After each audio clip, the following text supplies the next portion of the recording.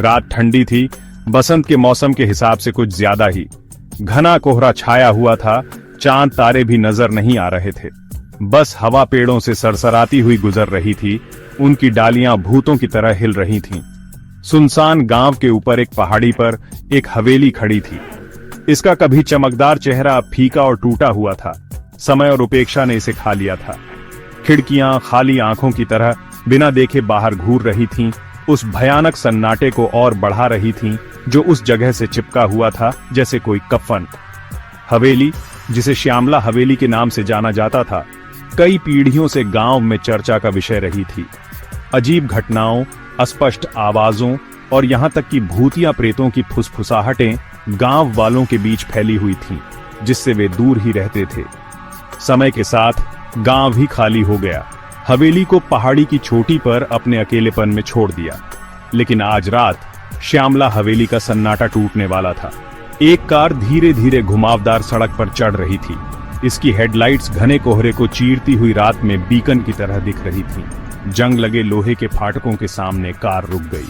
अंदर एक युवा जोड़ा आदित्य और प्रिया बैठे थे। वे अपनी विरासत को वापस पाने, अपनी पुश्तैनी घर की दीवारों के भीतर दबे रहस्यों को उजागर करने की यात्रा पर थे। आदित्य एक व्यावहारिक इंजीनियर कहानियों को केवल अंधविश्वास मानता था। प्रिया एक इतिहास प्रेमी अपनी रीढ़ में सिहरन दौड़ने से खुद को नहीं रोक सकी जब उसने उस भव्य संरचना को देखा। हवेली उन्हें देखती हुई प्रतीत हो रही थी। उसका सन्नाटा आकर्षक और अशुभ दोनों था। आदित्य कार से बाहर निकला। उसकी सांस ठंडी हवा में धुंध बन गई। वह फाटकों के पास गया और उन्हें धक्का दिया। धातु विरोध में कराह उठी।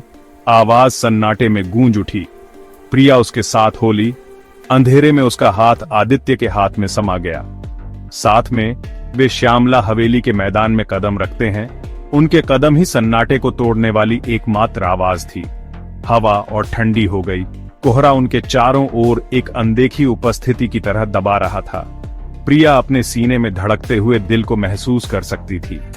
आदित्य हमेशा की तरह व्यावहारिक एक टॉर्च निकाली और उसे घर की ओर इंगित किया। बीम ने ढहते हुए मोर्चे को रोशन किया, उपेक्षा के वर्षों का खुलासा किया। उसने प्रिया को भी एक टॉर्च दी। रेडी? उसने पूछा। उसकी आवाज भयानक माहौल के बावजूद शांत थी। प्रिया ने गहरी सांस ली और सिर हिलाया। साथ में वे घर की ओर चल पड़े। उनके कदम ऊंचे रास्ते पर गूंज रहे थे। जैसे ही वे सामने के दरवाजे के पास पहुंचे, प्रिया ने कुछ अजीब देखा। दरवाजा थोड़ा खुला हुआ था, मानो घर खुद उन्हें अंदर बुला रहा हो। आदित्य ने भी इसे देखा। उसके चेहरे पर बेचैनी की एक झलक दिखाई दी। उसने सावधानी से दरवाजा खोला और वे अंदर चले गए। अंदर की हवा बांसी और सड़ी हुई थी, सड़न की गंध से भारी। हर कोने से मकड़ी के जाले लटके हुए थे और हर सतह धूल से ढकी हुई थी। केवल रोशनी उनकी टॉर्च से आ रही थी। उनकी बीम अंधेरे में नाच रही थीं। सफेद चादरों में लिपटे फर्नीचर की झलकियां दिखा रही थीं, जैसे अतीत के भूत। जैसे ही वे घर में आगे बढ़े, प्रिया ने अपनी रीढ़ में एक ठंडक महसूस की। सन्नाटा उनके अपने कदमों की आवाज और उनके दिलों की धड़कन से ही टूट रहा था। वे एक बड़े दालान में दाखिल हुए, जिसकी दीवारों पर कठोर चेहरों वाले पूर्वजों के चित्र लगे थे। प्रिया इस एहसास को दूर नहीं कर सकी कि उन्हें देखा जा रहा है। वह रुकी, अपनी टॉर्च को चित्रों पर चमकाते हुए। चित्रों में लोगों की आंखें उसका पीछा करती हुई प्रतीत हो रही थीं। उनके भाव ठंडे और क्षमाशील थे। अचानक उन्हें एक आवाज सुनाई दी। ये एक धीमी आवाज थी, जैसे कोई आह भर रहा हो। आदित्य और प्रिया जम गए, ध्यान से सुन रहे थे। आवाज फिर आई, इस बार करीब।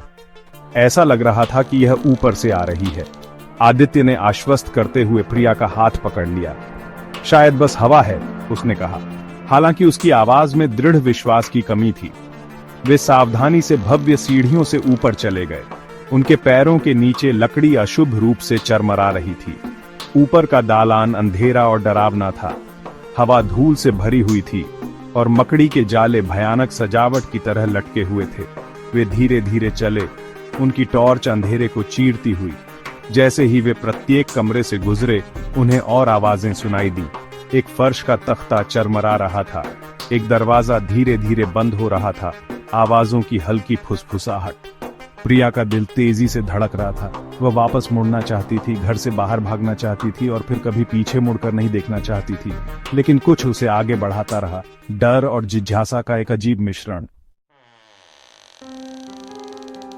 वे दालान के अंत तक पहुंचे और एक बड़े अलंकृत नक्काशीदार लकड़ी के दरवाजे के सामने रुक गए।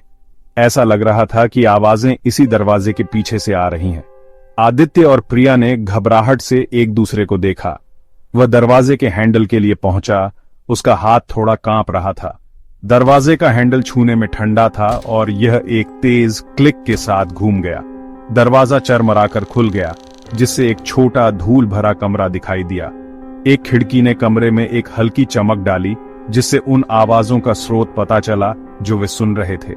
कोने में एक पुराने कंबल के नीचे दुबका हुआ एक बूढ़ा आदमी बैठा था।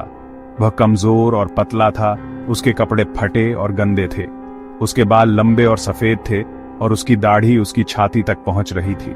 हालांकि उसकी आंखें तेज और सतर्क थीं, डर और अवज्ञा के मिश्रण से भरी हुई थीं। आदित्य और प्रिया सदमे में हाँफने लगे। उन्हें घर में किसी के मिलने की उम्मीद नहीं थी, एक बंद कमरे में छिपे एक बूढ़े आदमी की तो बिल्कुल भी नहीं। बूढ़े ने उनकी ओर देखा, उसकी आंखें आश्चर्य से चौड़ी हो गईं। उसने अपने हाथ में एक गंदा कप पकड़ा हुआ था, उसकी उंगलियां सफेद थीं। उसने बोलने के लिए अपना मुंह खोला, लेकिन कोई शब्द नहीं निकला।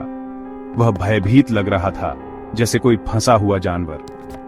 प्रिया को बूढ़े पर दया आ गई। वह कौन था और वह इस कमरे में बंद क्यों था? वह जानती थी कि उन्हें उसकी मदद करनी होगी।